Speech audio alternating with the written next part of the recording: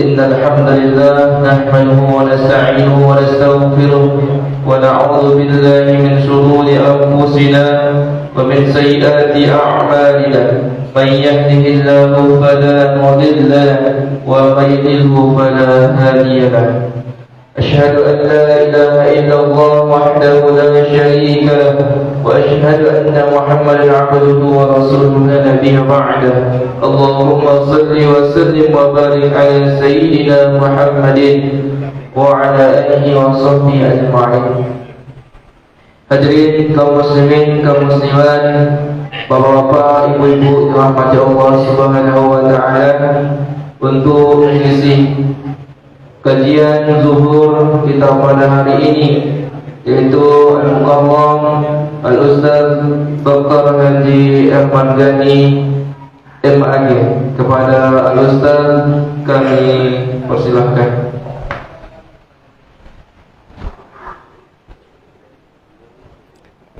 Baik, ini saja. Ini saja. Masih satu apa dua nih? Satu aja. Itu bisa. Nanti ini untuk tanya jawab. Iya, tanya jawab. Bismillahirrahmanirrahim. Assalamualaikum warahmatullahi wabarakatuh.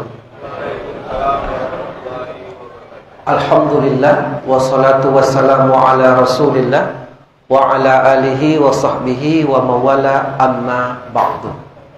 Bapak Ibu, kita mulai dengan baca basmalah. Bismillahirrahmanirrahim. Di dalam masyarakat, unit masyarakat yang terkecil itu adalah rumah tangga. Rumah tangga terdiri dari seorang ayah, seorang ibu, dan anak-anak. Itu namanya unit terkecil dalam rumah tangga. Jadi ada ayah kandung, ada ibu kandung, dan ada anak kandung. Ini namanya kandung. Kandung tuh maknanya apa Pak? Kandung tuh kan kandungan rahim. Jadi dia satu darah, satu nasab, satu kandung. Kalau istri disebut istri kandung apa enggak? Enggak lah.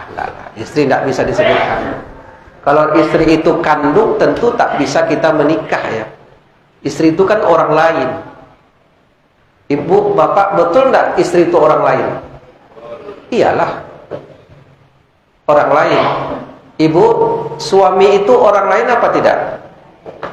Orang lain kan? Kampungnya beda, bahasanya beda, rumahnya beda, kebiasaannya beda.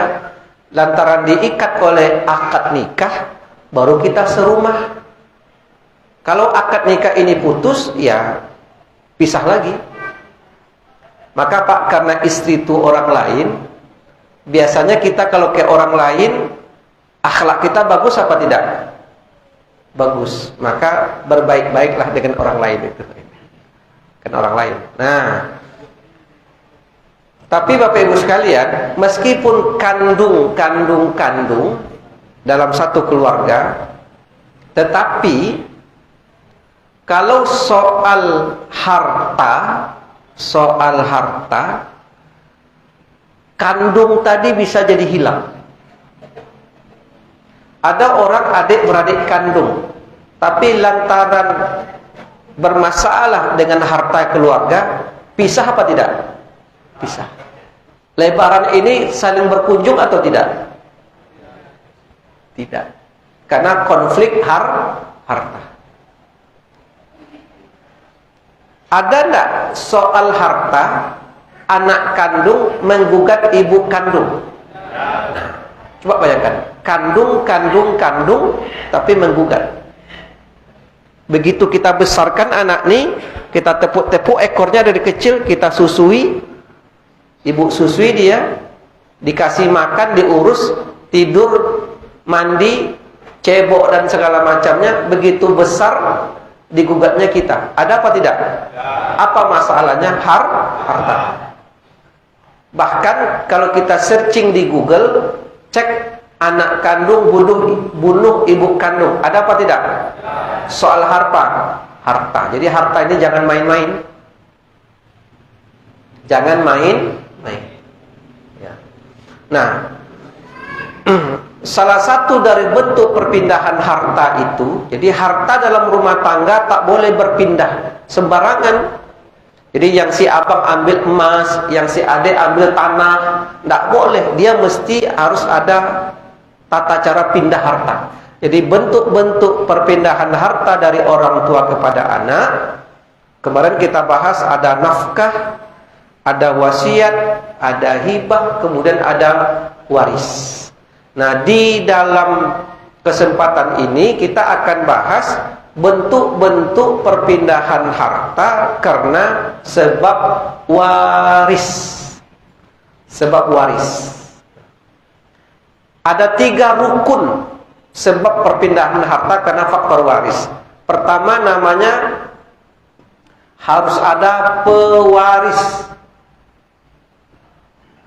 Orang yang wafat. Kedua, mesti ada ahli waris. Ketiga, mesti ada harta waris. Ini mau tidak mau harus terpenuhi. Pertama, wafat. Jadi terjadi perpindahan harta itu syaratnya orang tuanya wafat, meninggal dunia. Kalau masih di ICU, masih koma, belum. Maka mesti wafat dulu.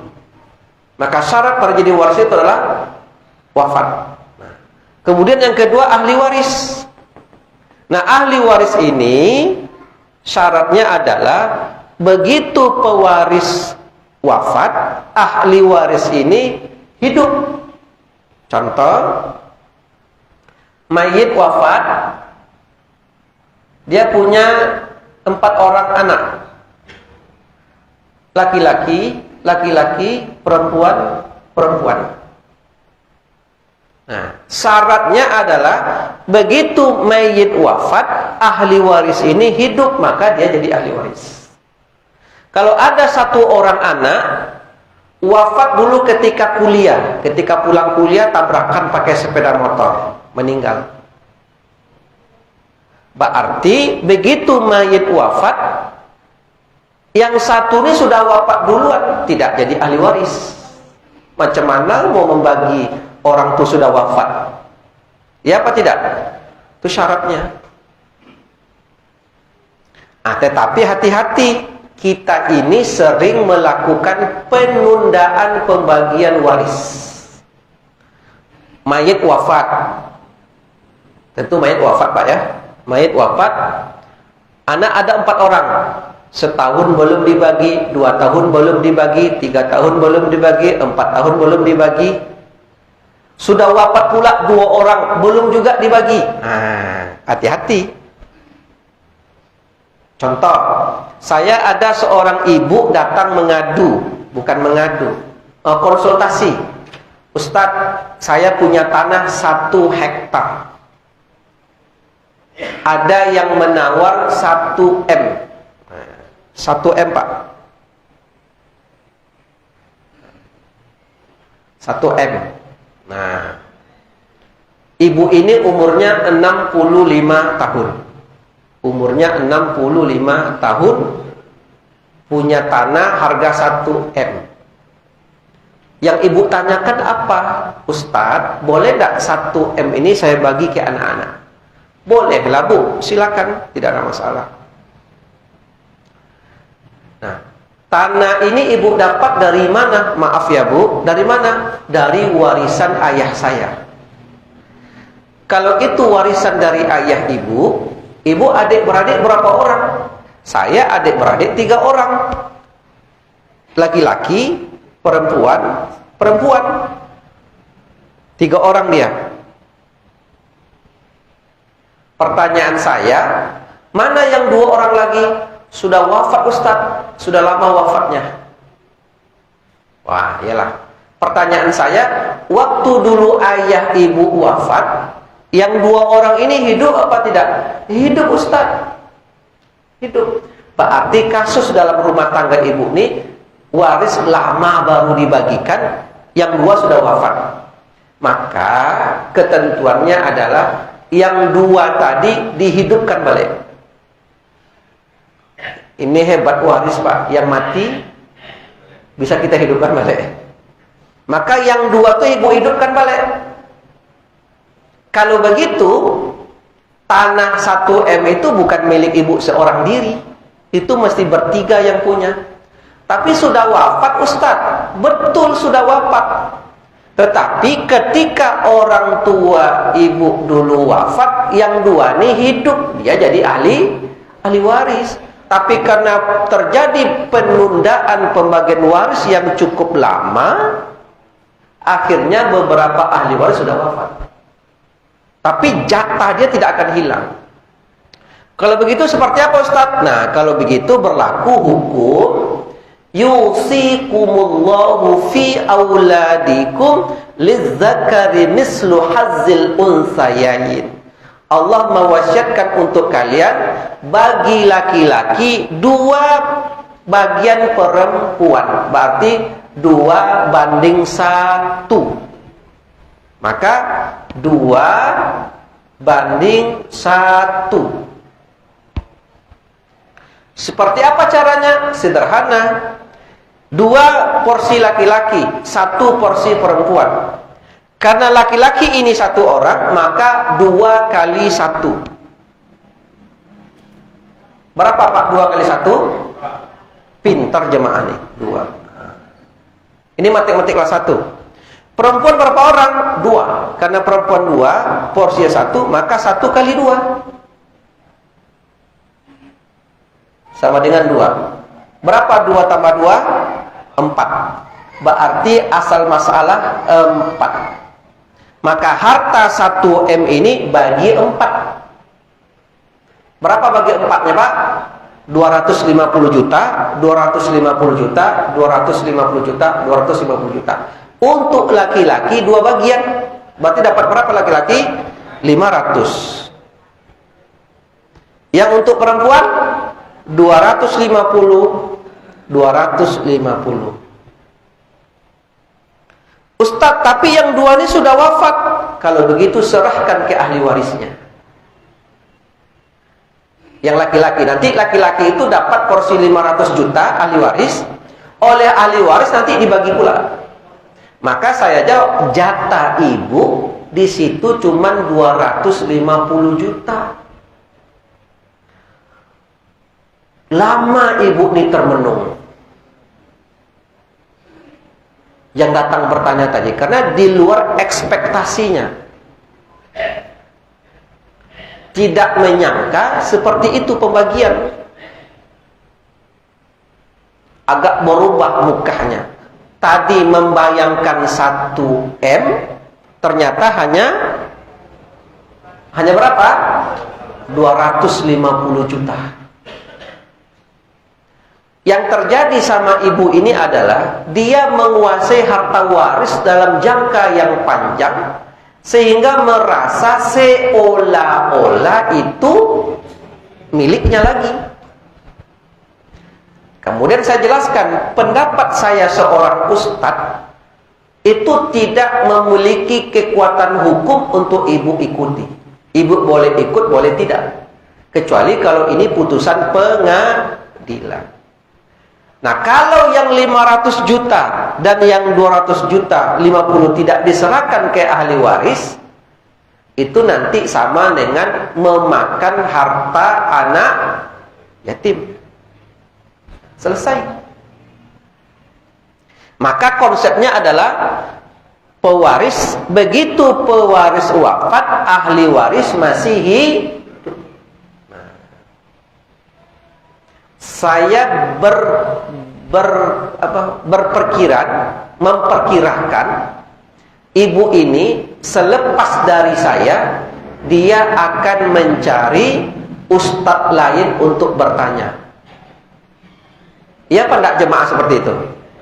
Ia akan membanding-bandingkan jawaban ustadz. Mana ustadz yang cocok dengan yang dipikirannya, maka ia mengatakan, ini baru ustadz nih. Kalau bertanya kepada satu ustadz yang mengatakan, ibu yang mati tidak perlu dikasih lah, untuk ibu semuanya. Kata ibu, ini baru ustadz nih.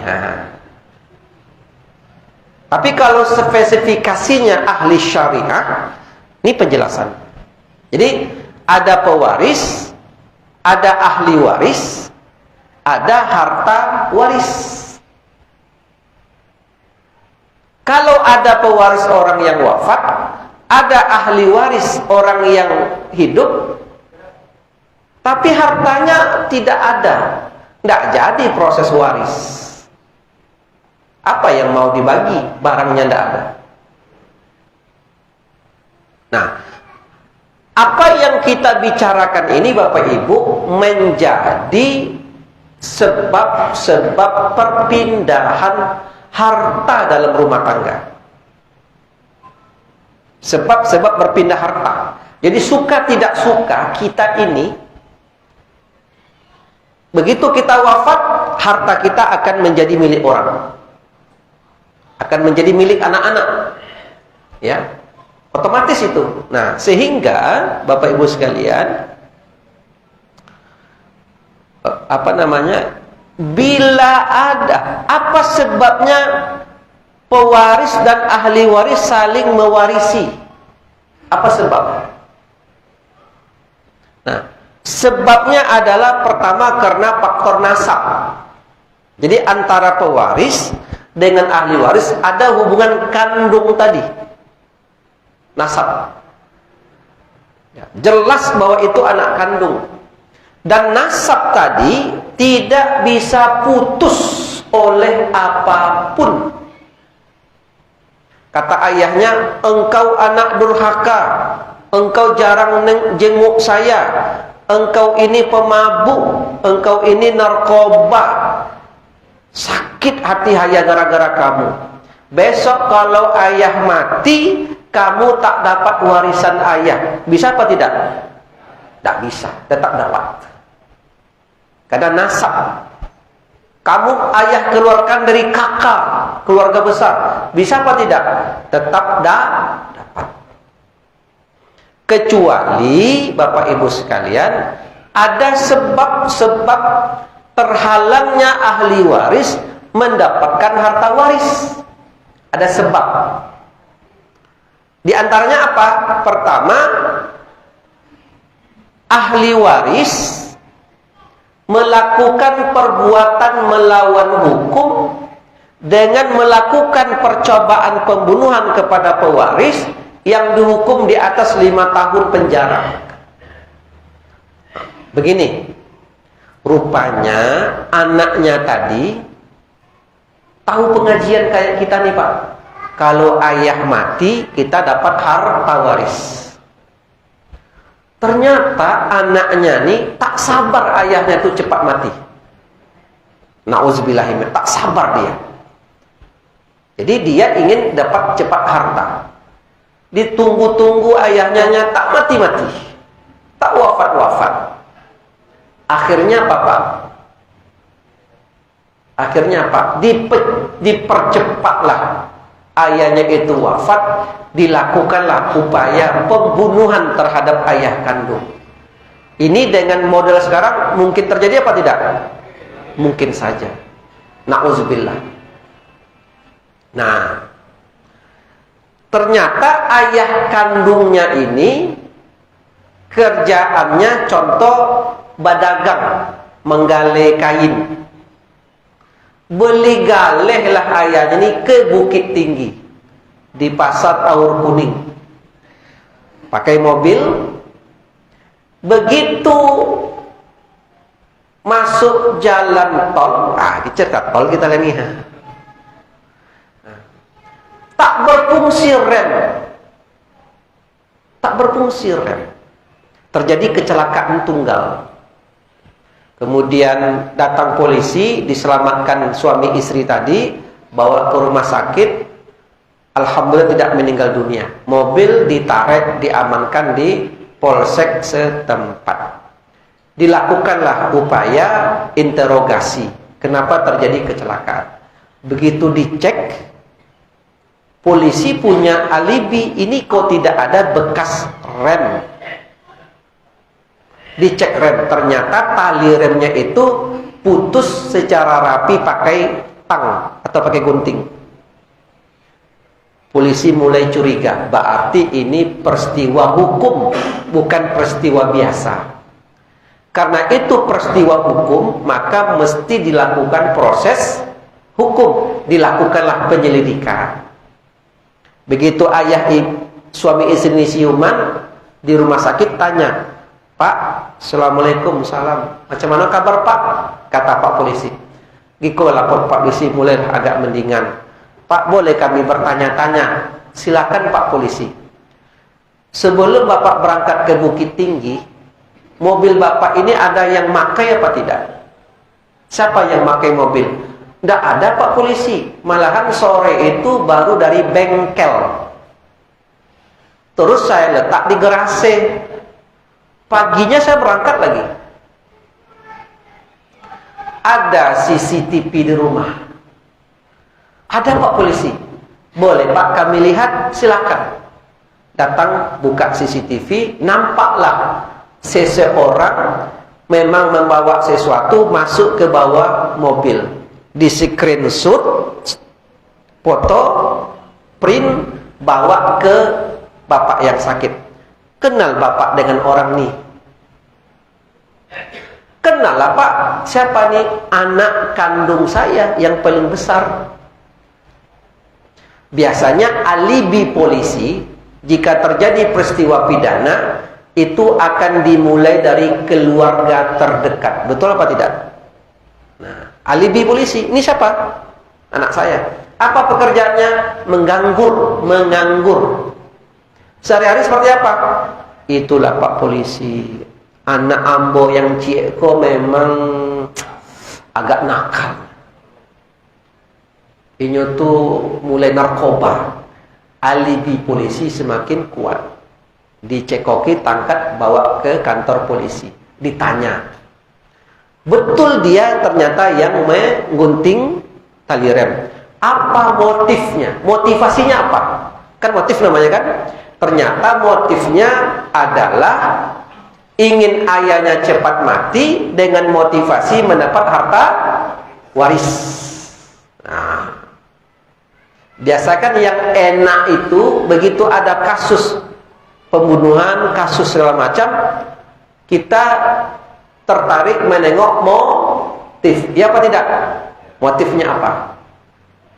Nah, karena ini anak melakukan percobaan pembunuhan di atas hukuman 5 tahun, maka apabila ayahnya wafat, anak tadi dihukum tidak berhak menerima harta waris.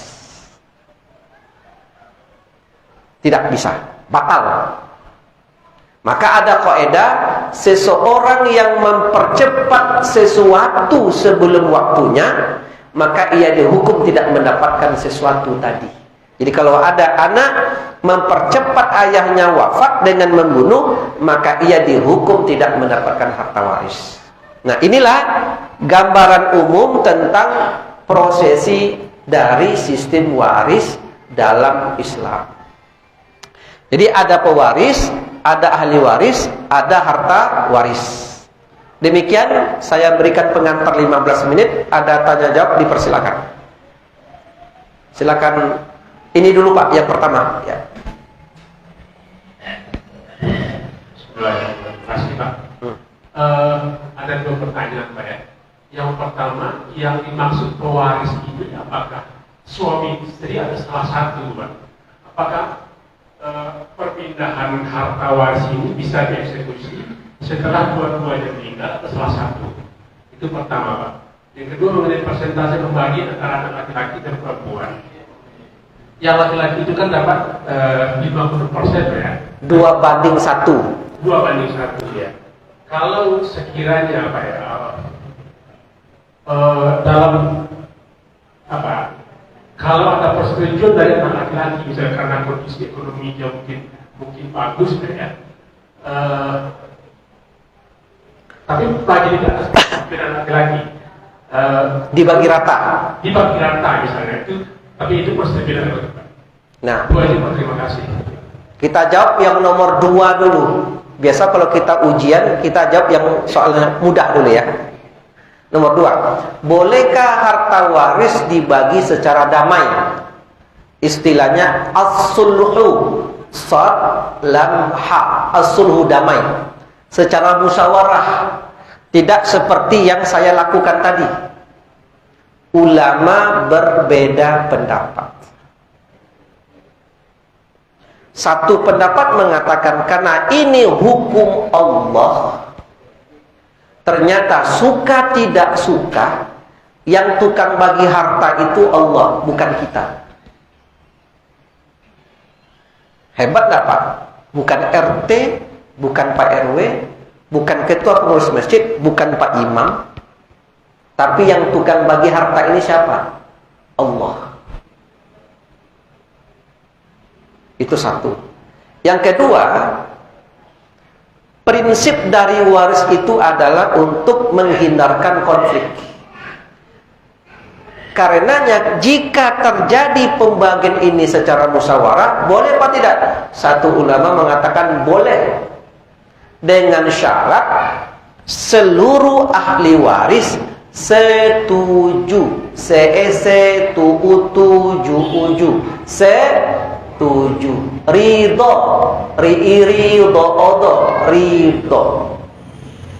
Dibuktikan dengan pernyataan supaya di kemudian hari jangan ada masalah. Jadi siapa di antaranya yang jatahnya banyak ini yang diminta pendapat dulu. Si abang dapat 500 juta, adek dapat 250, dapat 250. Jelaskan bagian masing-masing. Begitu selesai, baru nanti dibagi sama. Kalau menurut hati saya ya, lah dapat awak 50 juta, itu dikurangi 300 jadinya. Apa kata abang? Apalah, gitu ya. Ya apa enggak? Kira-kira apa setuju enggak bagi sama? Tengok dulu Ustaz keadaannya. Ya Pak ya, setuju. Ustaz, kami banyak yang membagi rata, silakan, tidak ada masalah. Bagilah, tidak ada masalah. Bapak-bapak hati-hati ya. Kajian kita ini, selepas ini, Bapak jangan pula mencak-mencak. Oh ini salah baginya nih, ini salah baginya ini. Robah, jangan ya. Nanti ribut orang. Yang sudah dalam masyarakat biarlah. Tepat di kita, jangan sampai salah. Itu maksudnya. Harta kita yang kita miliki jangan sampai salah juga lagi nanti. Karena ini pembagiannya. Nah, soal yang pertama, Ustadz, ini suami istri atau seperti apa? Yang penting gini Pak, maka kami mengatakan mayit wafat, dia punya siapa? Jadi begitu mayit wafat, dia mungkin punya istri, punya ayah, punya anak. Jadi mayit itu ukurannya. Boleh jadi yang mayit ini anak bayi. Jadi begitu mayit wafat, bayi, siapa ahli warisnya? Tentu ayah ibu kandung, tentu saudara kandung. Punya istri nak dia? Tidaklah. Punya anak nak? Tidaklah. Tapi begitu mayit wafat, dia punya harta. Boleh tak mayit anak bayi punya harta 1M? Boleh jadi, mana tahu dia dapat hadiah atau dapat hibah dari seseorang. Atau dia lahir di sebuah kapal, yang kapal itu milik suku ini, yang mereka punya semacam pemahaman siapa yang lahir di kapal berkah. Ada apa tidak orang seperti itu? Sehingga dikasih duit 100 juta. Dapatlah anak bayi ini 100 juta. Tapi umurnya cuma seminggu, wafat dia. Berarti begitu mayit wafat, siapa ahli warisnya? Ayah, ibu kandung, dan saudara kandung. 100 juta dibagi. Tidak otomatis ayah atau otomatis suami. Nah, boleh jadi ada orang muda sudah berkarir di luar negeri, gajinya dolar, masih bujang umur 25 tahun. Karena corona wafat. Mayit namanya kan. Begitu mayit wafat, siapa ahli waris? Ya Pak ya? Wallahu a'lam bishawab. Silakan Pak. Mik ya, dah. Terima kasih. Assalamualaikum warahmatullahi wabarakatuh. Waalaikumsalam.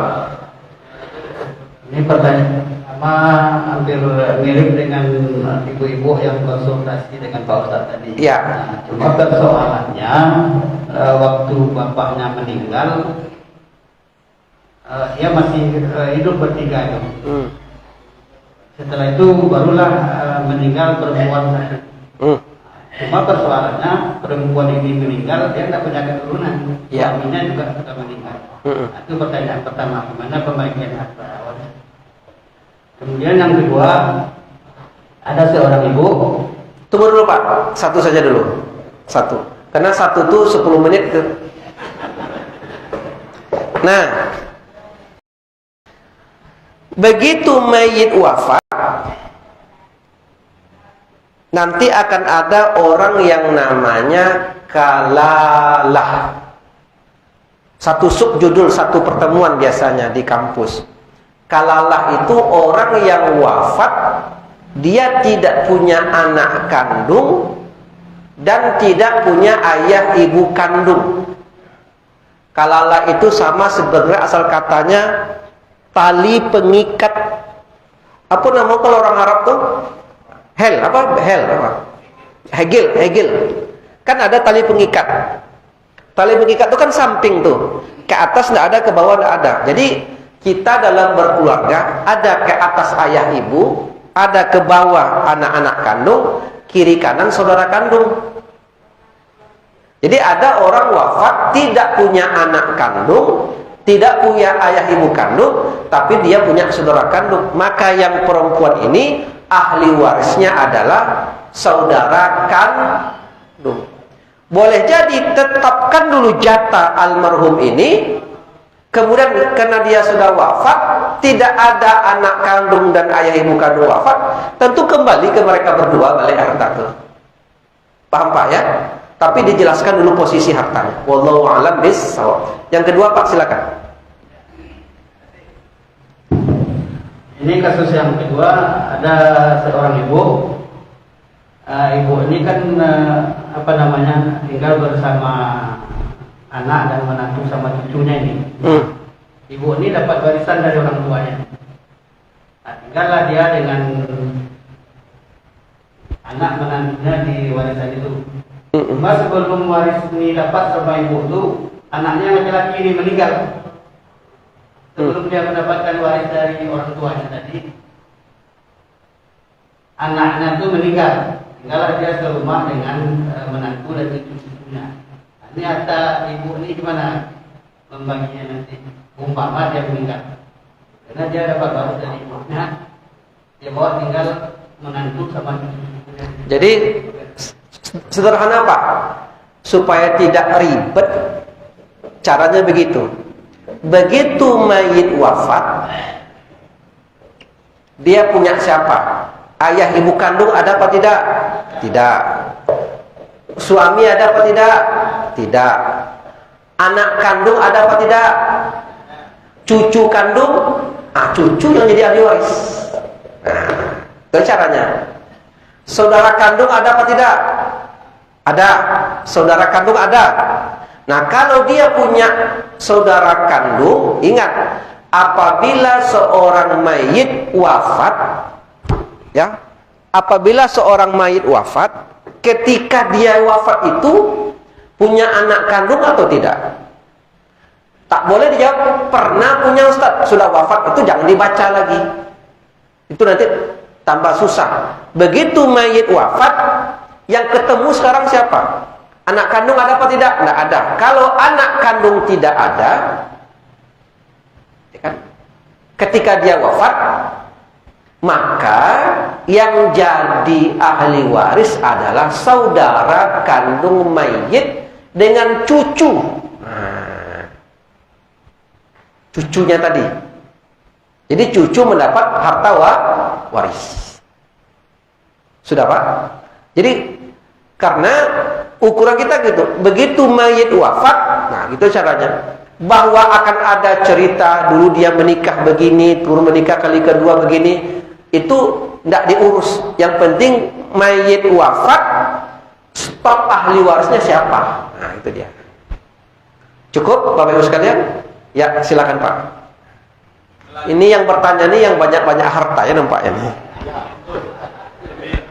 Amin, amin, amin. Melanjutkan aja Ustaz. Ketika anak tadi, ketika ibu tadi meninggal, kemudian yang si ahli waris yang 3, ternyata yang satu ini sudah meninggal, tapi dia punya anak. Ya.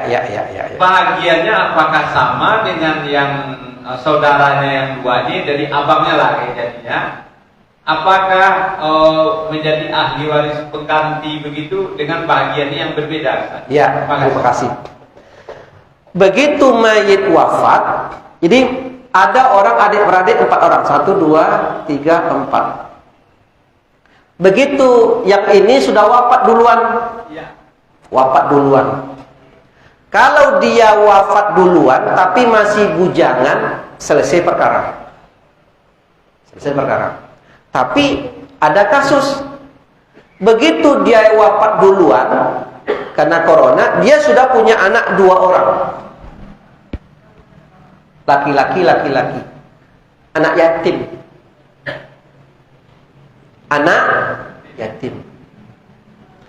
Dia punya paman, 1 orang paman, eteknya 2 orang. Nah ini dia, etek 2, paman 1.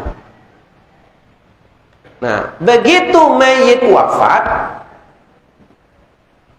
maka yang hidup paman 1, etek 2. Apakah cucu dari anak yang sudah wafat dapat waris apa tidak?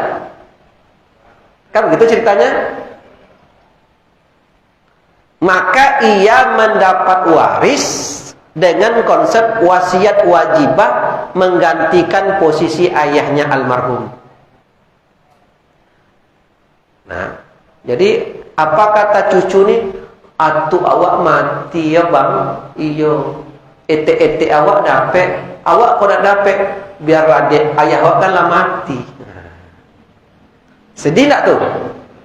Sedih. Ternyata cucu ini mendapat waris menggantikan posisi ayahnya. Tapi cucu, kalau cicit tidak. Andai kan ayah wafat, anak ayah wafat pula, ada cicit, meninggallah atuk namanya, itu panjang tuh kan, itu tidak lagi, tapi cucu. Apa tujuannya cucu mendapat?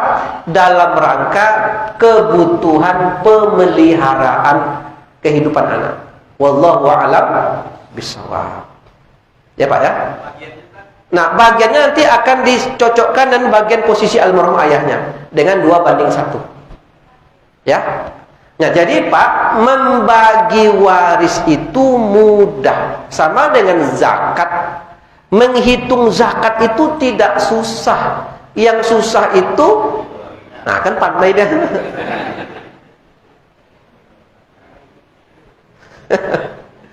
Menghitung waris itu tidak susah. Yang susah itu apa? Membaginya yang susah. Nah hati-hati Pak.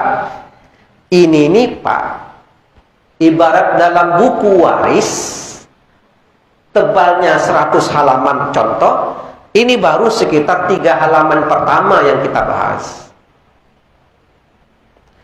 Nah, nanti akan ada 500 juta contoh, ini baru menghitung bagian 250. Tapi belum penyerahan Pak. Hati-hati ya, begitu si A dapat 500 juta, itu baru angka. Nanti akan ada tahapan penyerahan harta mana yang 500 juta. Karena kan boleh jadi bentuknya liquid apa? Beku. Dalam bentuk rumah, dalam bentuk tanah, dalam bentuk rumah sewa, ya kan? Dalam bentuk ruko. Nah itu diselesaikan. Oh si abang dapat ruko yang harganya 700 juta. Sementara jatah dia 500. Berarti terjadi akuisisi. Apa tuh akuisisi? Dia mesti mengeluarkan 200 juta. Nah itu lama tuh. Karena boleh jadi abang ini tak punya duit dia mengeluarkan 200 juta itu. Jadi pembahagian boleh jadi selesai, tapi penyerahan bisa setahun 2 tahun. Apalagi dia dalam bentuk sertifikat tanah yang dipecahkan dulu ya. Haruskah dikonversi dulu kalau tanah jalan rumah sewa segala macam itu dikonversi ke Uang. Nah, pertanyaan bagus, Ustadz. Kita punya rumah, punya mobil, punya, kan sepahit-pahitnya hidup orang kan minimal dia punya rumah, dia punya kendaraan, dia punya tanah kapling segala macam, contoh ya. Nah, supaya mudah membagi, dinilai rupiah dulu semuanya, dirupiahkan. Tapi kalau bapak punya istri 2, jangan dirupiahkan pula lagi, itu tidak masuk. Nah, dirupiahkan dia. Baru ketika dapat bagian masing-masing, baru nanti dipindahkan dalam bentuk barang. Umpamanya jatah saya 250 juta. Dapat mobil harganya 200 dalam perkiraan awal kita, berarti tambah 50. Nah, itu bagian kamu. Oh, saya setuju tanah lah. Bagian dia tanah. Nilainya mesti sama. Karena kalau semua orang minta mobil cuma satu kan. Maka nilainya yang penting. Wallahu a'lam bishawab. Demikian Bapak Ibu, kita sudahi pengajian kita ini, dan ingat, kemarin pernah saya sampaikan, dalam Islam harta itu terbagi 2. Ada harta halal, ada harta haram. Harta haram tidak kita bahas. Harta halal. Harta halal ternyata ada 3 tingkatan. Ada yang kualitas 1, ada kualitas 2, ada harta kualitas 3. Jadi hartanya ada KW-nya, Pak. Harta KW1, harta yang didapatkan dari kerja tangan 2 tangan sini. KW1 tuh. Bapak pergi ke hutan, tanam sawit, disiangi, dibuat piringannya, dipupuk, cari tai ayam, pupuk lagi. Itu harta KW1. Harta KW2, harta dari hasil perniagaan, berdagang. Harta KW3 itu harta yang didapat dari warisan. Jadi harta waris, harta hibah itu harta KW3, kualitas rendah. Kalau di keramik tak siku dia tuh. Kalau di keramik dia melingkung tuh Pak, yang KW3 nih. Tapi hati-hati Pak, halal 100% ya. Maksudnya janganlah yang kandung tadi, ya kan?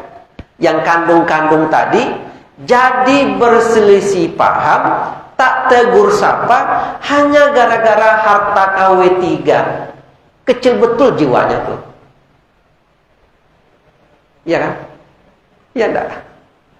Adik-beradik kandung tak bertegur sapa, hanya gara-gara harta KW3. Biarlah dia ambil oleh kakak. Di rumah tuh kakak yang menguasai. Macam mana kakak? Biarlah KW3. Biar kakak yang menguasai. Asal jangan dengan kakak putus hubungan. Nah, yang awak laki-laki bisa berikhlas. Bini pula yang tak tahan. Tuh hak abang tuh bang, hak abang tuh bang katanya. Panas pula telinga suaminya. Iya pula ya katanya. Kakak abang tuh parah tuh, apalagi suaminya. Parah lagi, menguasai. Panas pula badan nih. Tapi stop. Harta KW3. Kalau ada orang adik-beradik bertengkar hanya KW3, cemen tuh. Tegaklah di kaki kita sendiri dengan usaha kita, dengan perniagaan kita. Kita dapat tuh harta KW1. Jadi kalau nanti bapak pakai mobil, ada kawan pakai Pajero Sport, tendang bannya. Ini KW1 apa KW3 nih? KW3 nih katanya, silakanlah katanya kan. KW1 Pak, gaji, karena didapatkan hasil kerja kita.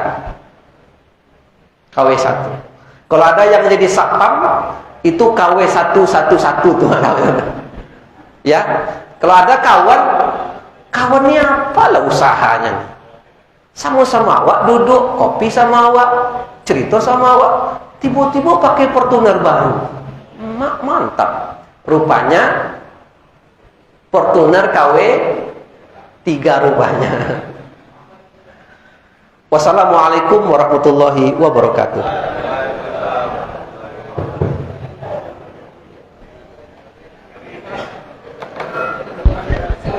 Ini dapat terus nih. Apa? Ada khutbah